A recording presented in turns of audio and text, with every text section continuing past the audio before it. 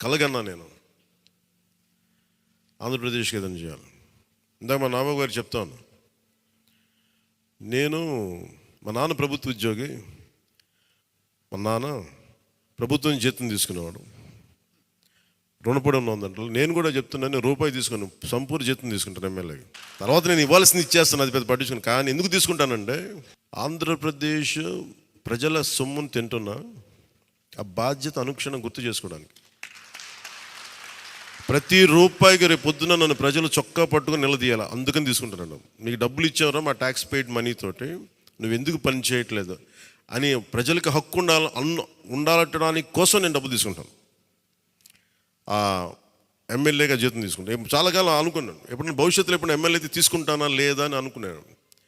నాకు రూపాయి జీతం తీసుకుంటానని అలా కాకుండా నేను సంపూర్ణ జీతం తీసుకున్నాను. కానీ ఇవ్వడం కూడా దానికి కొన్ని వెయ్యింతలు ఇచ్చేస్తాను బయటికి, అది వేరే విషయం, అది కూడా చెప్తాను. కాకపోతే ఎందుకు జీతం అంటే మనం ఎందుకు తీసుకుంటాం అని నేను ఎందుకు చేస్తున్నానంటే, ఈ డబ్బు ప్రజల కష్టం నుంచి, రక్తం, చెమట, స్వేదం నుంచి వచ్చింది.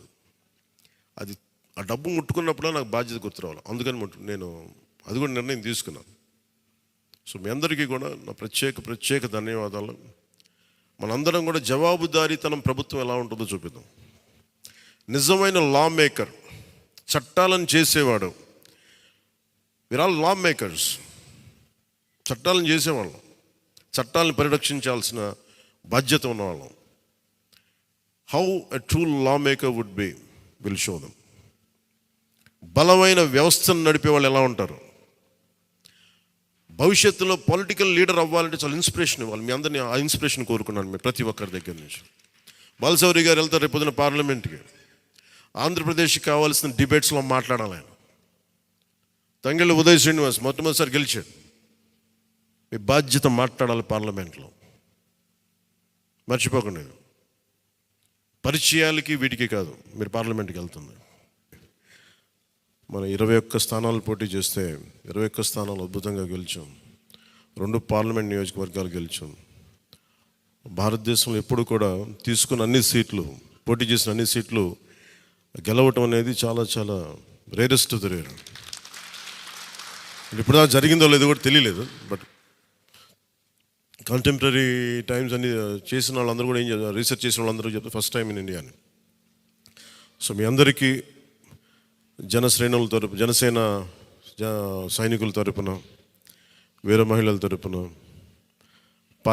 పోటీ చేయని పార్టీ నాయకులందరి తరపున, మా అందరి ఆశీస్సు మీరు తీసుకెళ్తున్నారు ముందుకు రేపోతున్నాను. అంటే మీరు ఒక్కళ్ళే వెళ్ళట్లేదు అసెంబ్లీకి, వెనక జనసేనకు నిలబడ్డ ప్రతి ఒక్క నాయకులు, పోటీ చేయని నాయకులందరూ కూడా, రక్తం ధారబోసిన జన సైనికులు, అసలు అలుపెరకు ఇంట్లో నుంచి బయటికి రాని వీర మహిళలు, అసలు మామూలుగా ఇంట్లో నుంచి బయటికి రా, అలాంటి వాళ్ళు బయటకు వచ్చి మరి తిరిగారు మనకి. సో వారందరూ ఆశయాలు మీరు ముందుకు తీసుకెళ్తారు.